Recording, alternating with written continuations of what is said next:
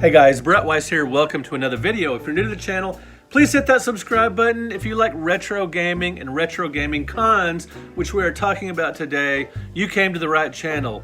Does size matter when it comes to gaming cons? Now this can apply to pinball festivals and comic cons and other types of conventions as well, pop culture cons. Retro gaming cons. Do you like the large retro gaming cons with celebrity guests and tons of vendor tables and big crowds, or do you prefer the smaller, intimate conventions? Now, my answer to these is both. I love big gaming cons where I can meet celebrities and just have a huge selection of arcade games and even pinball machines and free play consoles set up. It's awesome. But I like the smaller, intimate shows as well.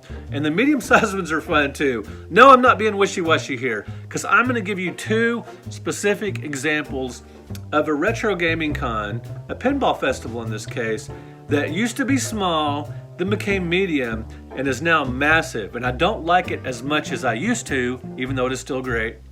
And a video game con that started off really small, then it became medium-sized, and now it is massive. And I love this show. And both shows are still great. But the Texas Pinball Festival, I don't like it as much as I used to, even though it is still an amazing show that I recommend that you guys go, because it's a great show. It started off in 1999 in Arlington, Texas at a small hotel, and I was at that show with a friend of mine of many years. We had a great time at this show. It was in a small hotel off the highway in Arlington, and they might have had 30-ish or so pinball machines, some of them not working, some of them being worked on. And my friend and I played Creature from the Black Lagoon quite a few times there. The guy who owned it was there, very proud of that machine.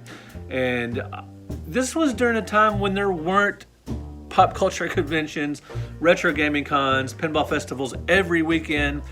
Sure, they had some. Portland, Classic Gaming Expo out in Las Vegas, and there were pinball expos here and there. But this was relatively early in the life of these types of gaming cons. Texas Pinball Festival was amazing. The first one just felt like this small club. Just hardcore pinball fans were there, it seemed. Wasn't really a mainstream gig yet. Just hadn't caught on. It was new, and I'm sure they just, their friends and friends of friends and just people in the know, people in the retro gaming and pinball community were there. Small crowd, small venue, had a lot of fun.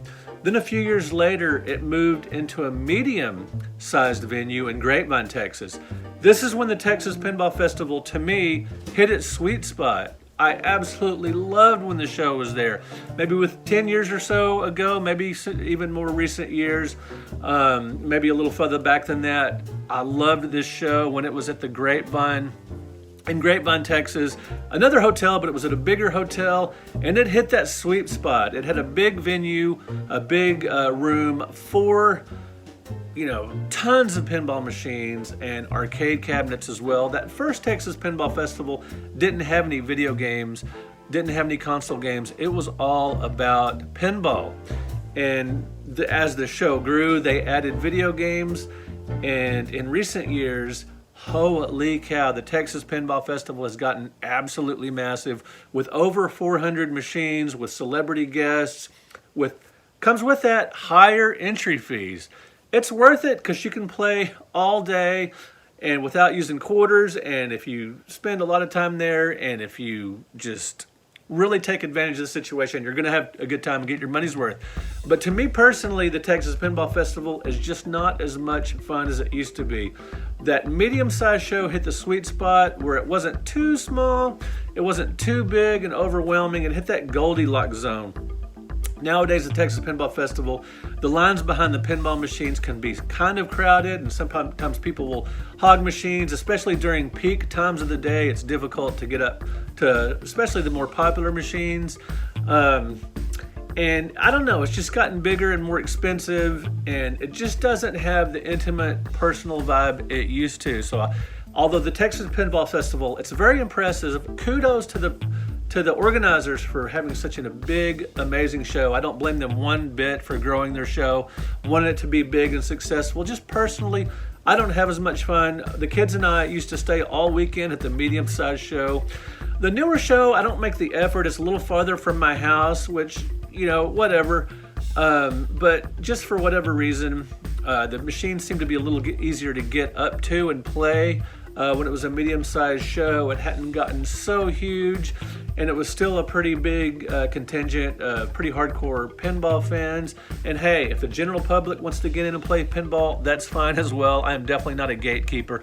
I'm just saying personally, I enjoyed the Texas Pinball Festival more when it was a little more laid back, had a little cooler vibe, it was a little more chill, a little more intimate when it was at that medium-sized venue. It was amazing. It hit the perfect sweet spot.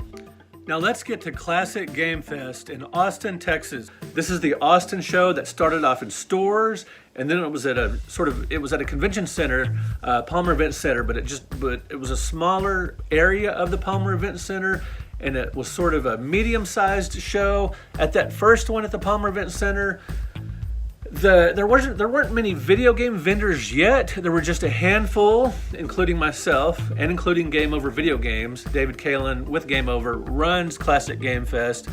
And that first show was good. It was a lot of fun, but there were just a few arcade games and they were kind of hard to get to because it was sort of a narrow, smaller, medium-sized venue. And there was a lot of people there because, you know, with Game Over Video Games, their stores, they have a lot of advertising power. And there was a good turnout, but it was a little crowded. And there weren't that many actual video game vendors because the vendors hall wasn't huge. And other stores in the area hadn't started vending much at this show yet. And just the vendors that were there, most of them weren't vending video games. They were vending other types of things. But as the show has grown, there have been more video game vendors. There's a much bigger vendors hall here. There are panels.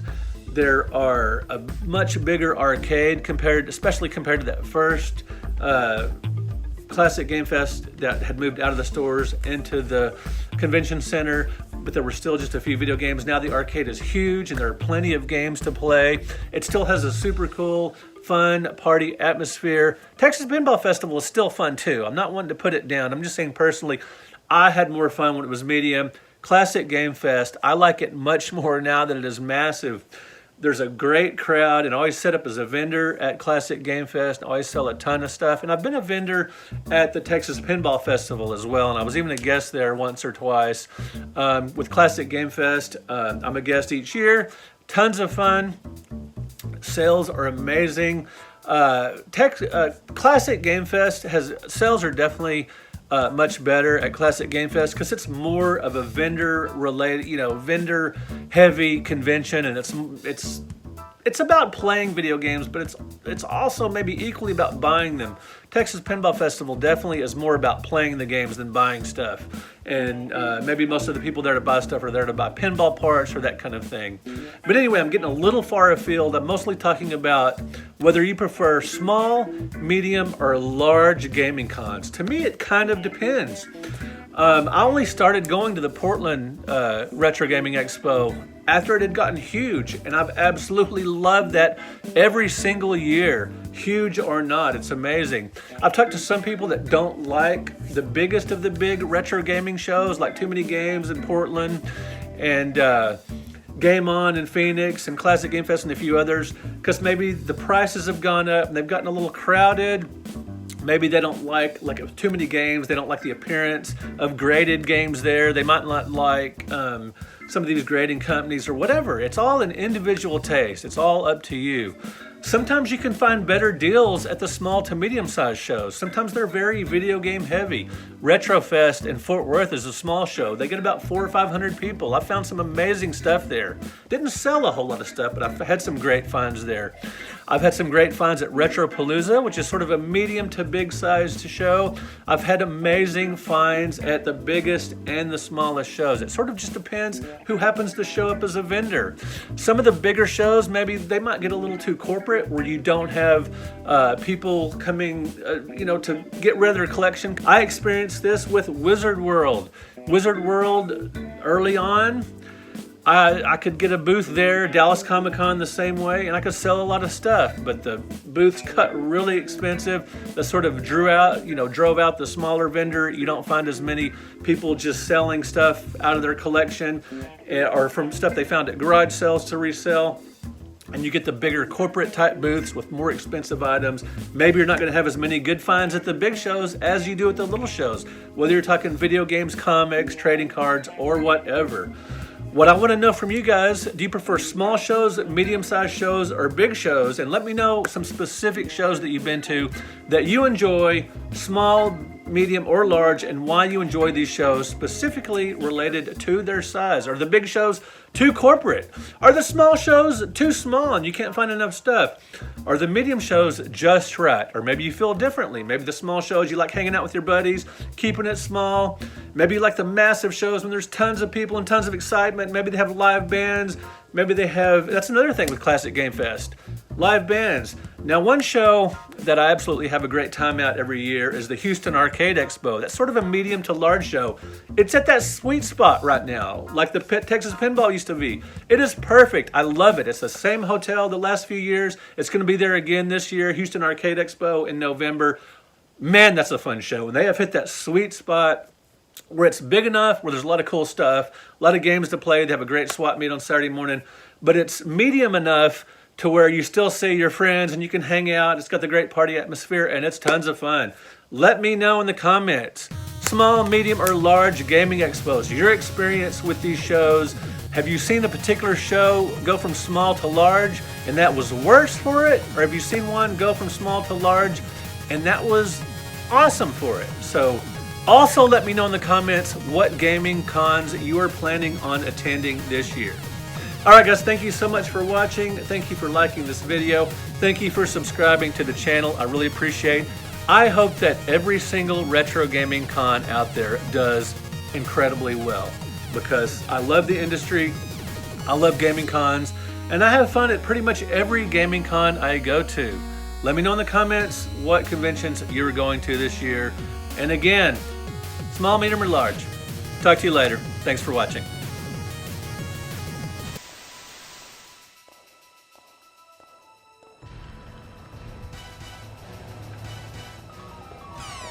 It's me, Mario!